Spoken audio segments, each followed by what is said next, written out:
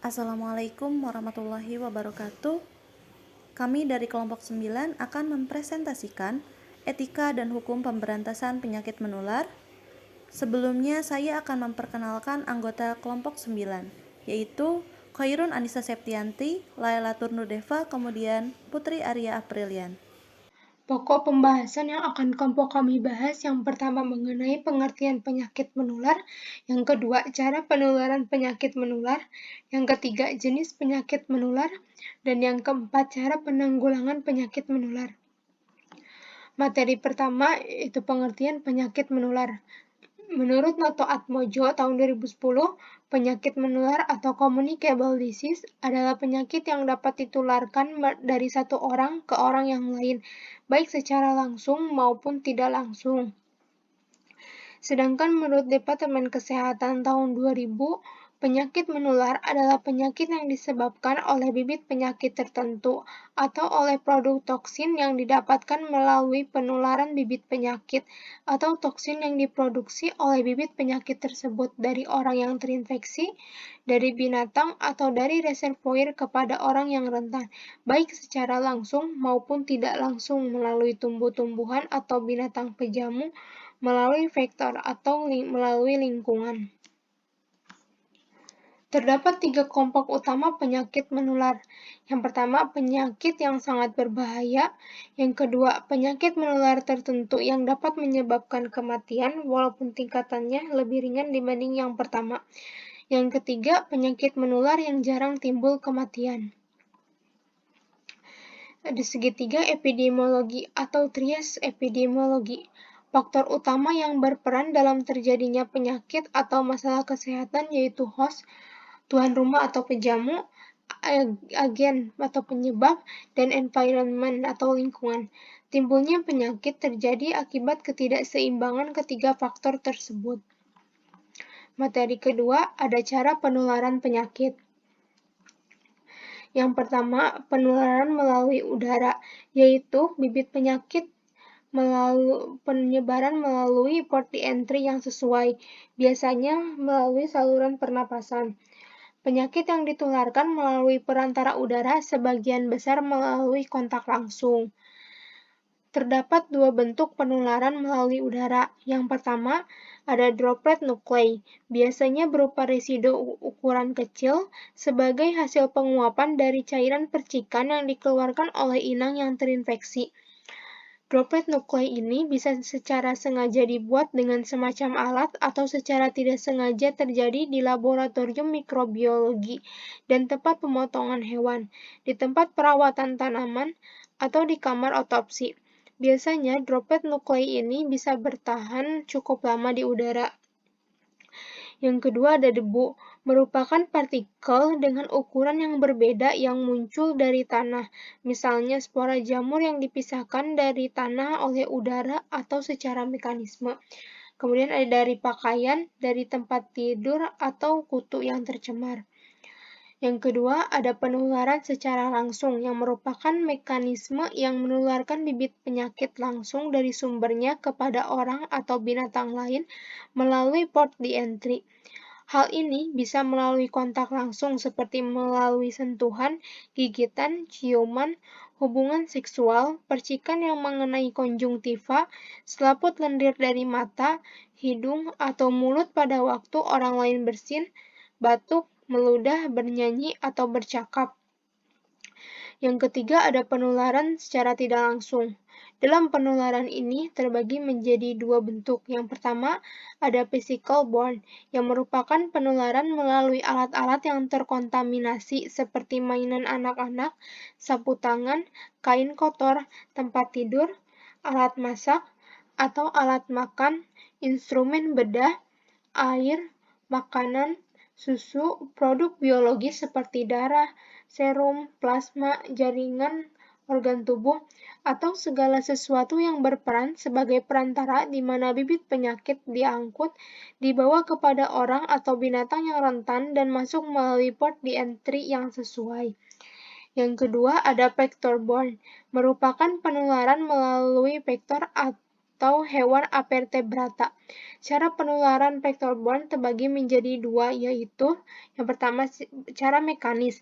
Cara ini meliputi hal-hal yang sederhana, seperti terbawanya bibit penyakit pada saat serangga merayap di tanah, baik terbawa pada kakinya atau pada belalainya.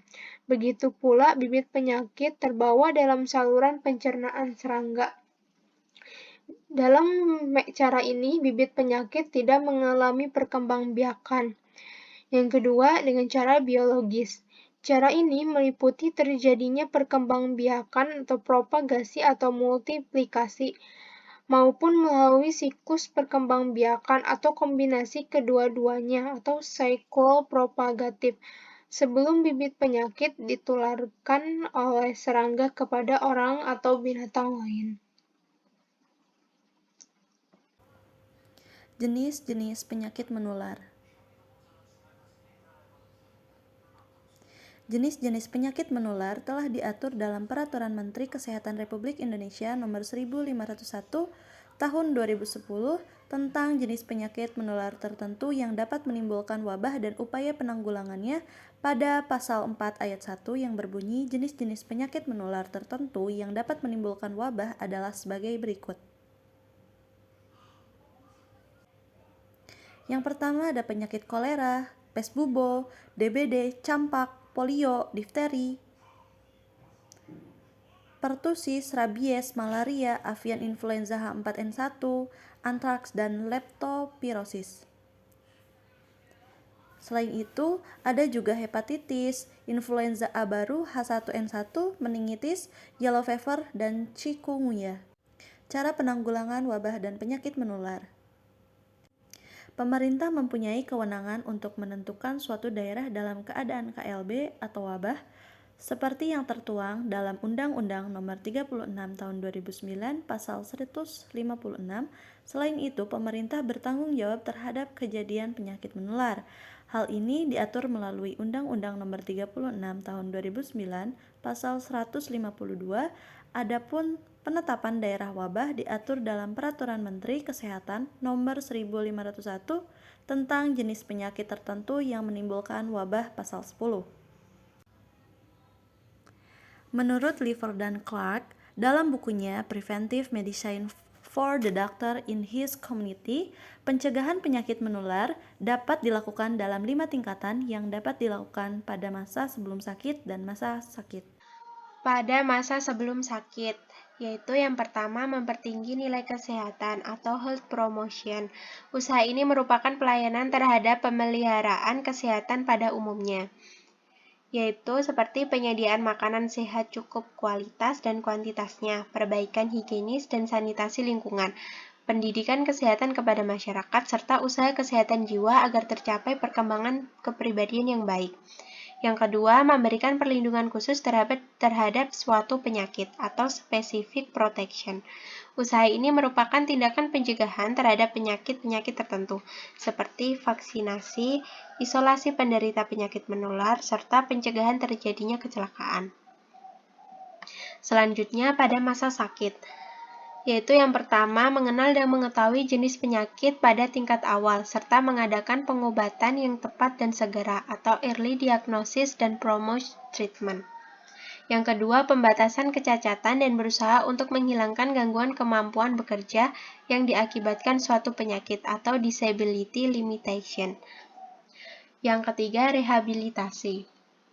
Selanjutnya, dalam melakukan pencegahan penyakit ini, dibagi atas beberapa tingkatan, yaitu yang pertama pencegahan primordial, yaitu usaha yang dilakukan untuk menghindari terjadinya faktor resiko serta diperlakukan keterlibatan instansi-instansi terkait sehingga cepat terlaksana, contohnya pelarangan illegal logging. Yang kedua, pencegahan primer, yaitu usaha yang dilakukan pada tahap prepatogenesis sehingga derajat kesehatan dapat ditingkatkan pada jenis penyakit tertentu. Yang ketiga, pencegahan sekunder, yaitu usaha yang dilakukan pada saat sakit dengan diagnosis dini serta pengobatan yang cepat dan tepat.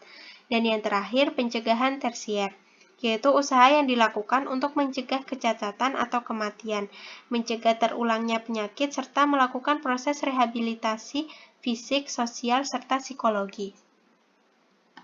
Selanjutnya, analisa kasus, yaitu kasus DBD meningkat, upaya pemberantasan serangan nyamuk dilakukan. Kasus demam berdarah denggi di Kabupaten Boyolali Maret 2022 sudah mencapai 73 kasus. Jumlah kasus semakin meningkat dibanding periode yang sama pada tahun lalu, yaitu sebanyak 31 kasus kematian. Kepala Dinas Kesehatan Kabupaten Boyolali mengatakan jika 73 kasus terdapat 2 orang meninggal. Mengetahui adanya kasus DBD dengan kasus kematian maupun tidak pihak Dinkes langsung melaksanakan penyelidikan epidemiologi untuk mengetahui potensi penularan dan penyebaran penyakit demam berdarah denggi ini lebih lanjut, serta tindakan penggulangan juga perlu dilaksanakan. Pihak terkait langsung mengaktifkan gerakan pemberantasan serangan nyamuk di masyarakat. Penyakit demam berdarah denggi atau DBD merupakan penyakit yang banyak dijumpai di daerah tropis dan sering menimbulkan kejadian luar biasa atau KLB. Kaitannya dengan masalah tersebut, penyakit DBD termasuk ke jenis penyakit yang menular, yang ditularkan oleh nyamuk sehingga berpotensi mengakibatkan 2 orang meninggal. Penanggulangan DBD sudah diatur dalam Pedoman Penyelidikan dan Penanggulangan Kejadian Luar Biasa yang diterbitkan oleh Kementerian Kesehatan Republik Indonesia, seperti yang tertuang dalam Undang-Undang Nomor 36 Tahun 2009 Pasal 156. Hal ini pada cara penanggulangan wabah penyakit dalam masyarakat. Pemerintah bertanggung jawab penuh terhadap kejadian penyakit menular. Upaya pencegahan primordial ikut diusahakan untuk menghindari terjadinya faktor risiko yang bertambah. Keterlibatan Dinas Kesehatan sehingga cepat terlaksanakannya penyelidikan epidemiologi untuk mengetahui potensi penularan dan melaksanakan gerakan pemberantasan sarang nyamuk di masyarakat. Tidak hanya pemerintah yang turun tangan, tapi partisipasi masyarakat dalam upaya pengendalian jentik nyamuk juga perlu dilakukan. Kesimpulan, penyakit menular adalah penyakit yang dapat ditularkan berpindah dari orang yang satu ke orang yang lain, baik secara langsung maupun melalui perantara. Penyakit menular bisa muncul akibat adanya interaksi antara 3 unsur yaitu agen, inang, dan lingkungan. Cara penularan penyakit yaitu secara langsung, penularan secara tidak langsung, dan penularan melalui udara.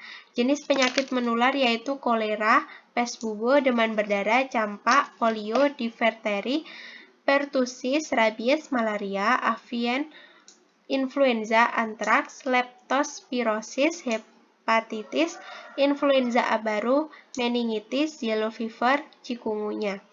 Untuk menanggulangi wabah dengan melindungi penduduk dari wabah yang ditimbulkan oleh wabah sedini mungkin dalam rangka meningkatkan kemampuan masyarakat untuk hidup sehat. Pemberantasan dengan memutus rantai penularan sehingga jumlah kesakitan, kematian maupun luas daerah yang terserang ditekan seminimal mungkin. Sekian dari kelompok kami, kurang lebihnya mohon maaf. Wassalamualaikum warahmatullahi wabarakatuh.